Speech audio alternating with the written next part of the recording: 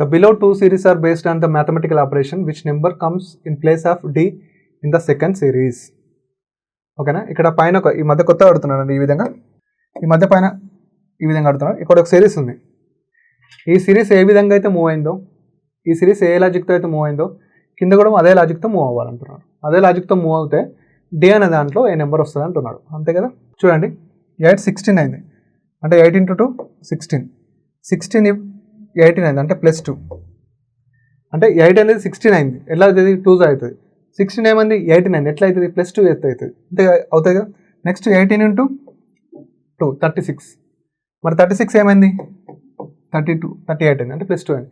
అంటే ఇక్కడ సిరీస్ అనేది ఏ విధంగా వెళ్తుందంటే ×2, +2, ×2, +2. సో ఇదే మనం అప్లికబుల్ చేయాలి. అంతే కదా.